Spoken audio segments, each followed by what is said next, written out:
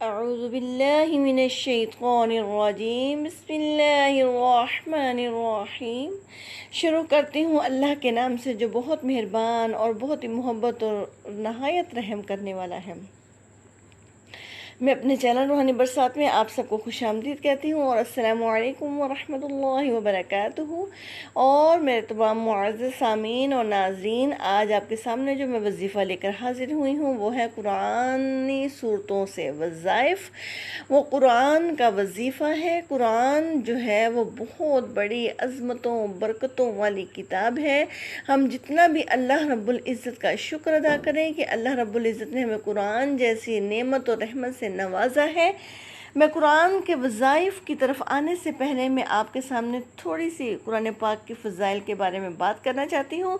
آپ صلی اللہ علیہ وسلم نے فرمایا کہ جو قرآن پڑھتا ہے اور اس کی زبان میں لکنت آتی ہے، قرآن کو پڑھنے سے اس کے لہجے میں لکنت آتی ہے، تو اللہ رب العزت اس کو دوہرا اجر دے گا۔ ایک قرآن پڑھنے کا، دوسرا اس کی جو زبان میں لکنت آ رہی ہے، جو وہ تکلیف برداشت کر رہا ہے، دوسرا اس کو اجر دیا جائے گا۔ نبی کریم صلی اللہ علیہ وسلم نے فرمایا کہ اگر تمہارا دل چاہے کہ تو اپنے رب سے باتیں کرے، اپنے رب سے ہم کلام ہو، تو قرآن کھول کے بیٹھ جا، تو قرآن پڑھنا شروع کر دے۔ آپ نے فرمایا کہ وہ لٹکتی قرآن جو ہے وہ لٹکتی ہوئی رسی ہے، جس کا ایک سرا تمہارے ہاتھ میں ہے اور دوسرا سرا اللہ کے ہاتھ میں ہے۔ اور کتنے خوش نصیب ہیں وہ لوگ کہ جو قرآن سے جڑے ہوئے ہیں، کتنے خوش نصیب ہیں وہ لوگ جو قرآن کو جنہوں نے اپنی زندگی بنایا ہوا ہے۔ وہ کتنے خوش نصیب گھر ہیں جو قرآن سے آباد ہوئے ہیں۔ وہ کتنے خوش نصیب گھر ہیں جہاں ہر روز قرآن پاک کی تلاوت ہوتی ہے۔ تو جہاں قرآن کی تلاوت ہوتی ہے وہاں رحمتوں کا نزول ہوتا ہے۔ جہاں قرآن کی تلاوت ہوتی ہے وہاں سے جن اور شیطان اور بدروحیں، اسیب، جاٹونا سب چیزیں بھاگ جاتی ہیں۔ وہ قرآن جو ہے وہ دلوں کے سکون کا مرکز ہے۔ قرآن روشنیوں کا عکس ہے۔ قرآن ہی وہ واحد کتاب ہے کہ جس کی حفاظت کا بھی ذمہ میرے رب نے اپنے ہاتھ میں لیا ہے۔ اور اگر جو قرآن کے مطابق اپنی زندگی گزار لیتے ہیں، قرآن کے بتائے ہوئے اصولوں کے مطابق اپنی زندگی گزار لیتے ہیں، تو یہ کتاب جو ہے وہ اس کو دنیا اور آخرت میں اس کے لیے بہت بہت زیادہ رحمتوں اور برکتوں والی ہو جاتی ہے۔ اگر اس کے مطابق زندگی گزارتے ہیں تو قرآن جو ہے وہ ہمیں آج اگر آپ پڑھتے ہیں، جیسے سورہ یاسین آپ پڑھتے ہیں تو سورہ یاسین میں بہت زیادہ برکتیں ہیں۔ ایک صحابی آپ کے پاس تشریف لایا اور آ کر جو ہے وہ اپنے غربت سے تنگ ہونے کا آپ صلی اللہ علیہ وسلم کے سامنے ذکر کیا، تو میرے نبی نے فرمایا کہ جب تو گھر میں داخل ہو، چھوٹا سا عمل میں تمہیں بتا دیتا ہوں، تو غربت جو ہے وہ تمہارے گھر سے بھاگ جائے گی۔ آپ صلی اللہ علیہ وسلم نے فرمایا کہ جب بھی تو گھر میں داخل ہو تو گھر والوں کو السلام علیکم کہے، اور اس کے بعد جو ہے وہ ایک مرتبہ سورہ اخلاص پڑھ لے، تیرے گھر سے غربت بھاگ جائے گی۔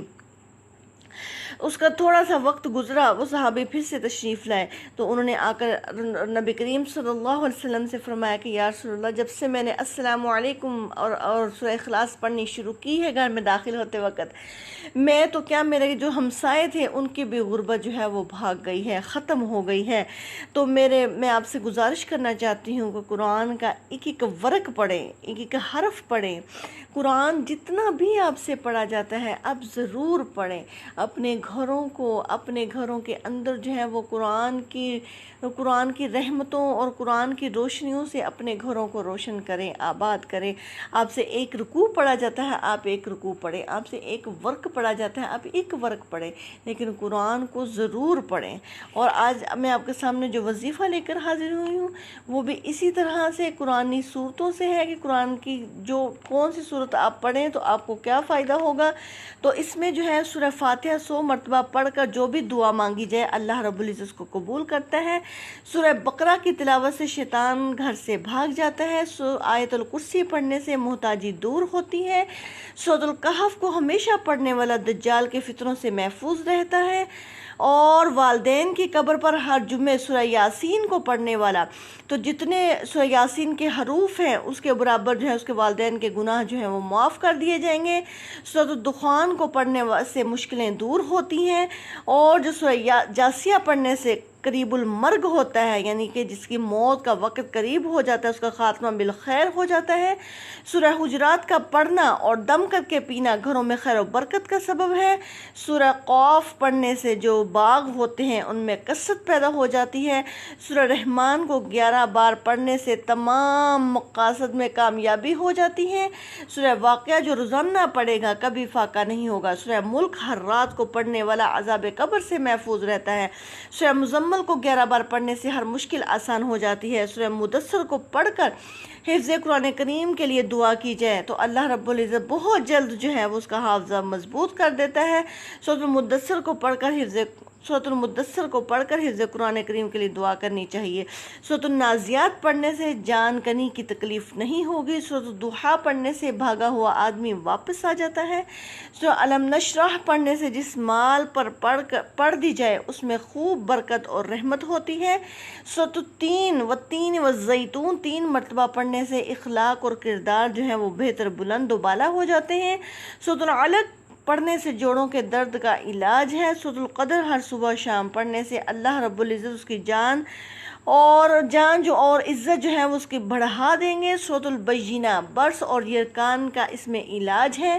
سورۃ العادیات کہ جس آدمی کو یا جس جانور کو نظر لگی ہو وہ اس پر دم کر دے تو اس کا دم جو ہے وہ بہت زیادہ مفید ہوتا ہے۔ سورۃ القاریہ پڑھنے سے بلاؤں سے حفاظت رہتی ہے۔ سورۃ التکاثر 300 بار پڑھنے سے قرض جو ہے وہ جلد ادا ہو جاتا ہے۔ جتنے بھی میرے بہن بھائی قرض میں مبتلا ہیں میں ان سے گزارش کرنا چاہتی ہوں کہ جتنا بھی سورۃ التکاثر جو ہے وہ آپ سے 300 بار پڑھیں، انشاءاللہ اللہ رب العزت آپ کی غائب کے خزانوں سے مدد کرے گا اور آپ کا قرض جو ہے وہ جلد از جلد ادا ہو جائے گا۔ سورۃ العصر پڑھنے سے غم دور ہو جاتا ہے۔ سورۃ الہمزہ اور فیل پڑھنے سے دشمن کے شر سے محفوظ رہتا ہے۔ سورۃ القریش جان کی حفاظت کے لیے بہت ہی مجرب اور پاورفل وظیفہ ہے۔ سورۃ الماعون جو ہے وہ بڑی مشکل کے وقت پڑھنا اس کا مفید ہے۔ سورۃ الکوثر بے اولاد جو صاحب اولاد ہو جاتے ہیں تو جتنے بھی میرے بہن بھائی بے اولاد ہیں وہ سورۃ الکوثر کا زیادہ سے زیادہ ورد کریں۔ سورۃ الکافرون چوتھائی قرآن کے برابر ہے۔ سورۃ الفلق اور سورۃ الناس جو بھی پڑھے گا تو اس کو جن و انسان کے شر سے حسد سے حفاظت رہتی ہے۔ تو میں آپ سے گزارش کرنا چاہتی ہوں تو ہم کیوں نہ قرآن جو اتنی شفاؤں والا ہے، قرآن جو اتنی رحمتوں والا ہے، تو ہم کیوں نہ قرآن کا ورد کریں، ہم کیوں نہ اپنے گھروں کو قرآن سے آباد کریں۔ قرآن ہی وہ واحد کتاب ہے جو ہمیں دنیا اور آخرت میں کامیابی دلا سکتی ہے۔ تو آئیں کیوں نہ ہم قرآن پاک کے ساتھ جڑ جائیں، اپنی زندگیوں کو جوڑ لیں، اپنی دنیا اور آخرت آسان بنا لیں۔ میں آپ سب سے پھر گزارش کرنا چاہتی ہوں کہ جنہوں نے میرے چینل کو لائک، سبسکرائب، شیئر نہیں کیا ہوا وہ کر دیجئے، اور جن لوگوں نے کیا ہوا ہے اللہ رب العزت ان کے جان و مال میں خیر و برکت عطا فرمائے۔ السلام علیکم ورحمۃ اللہ وبرکاتہ۔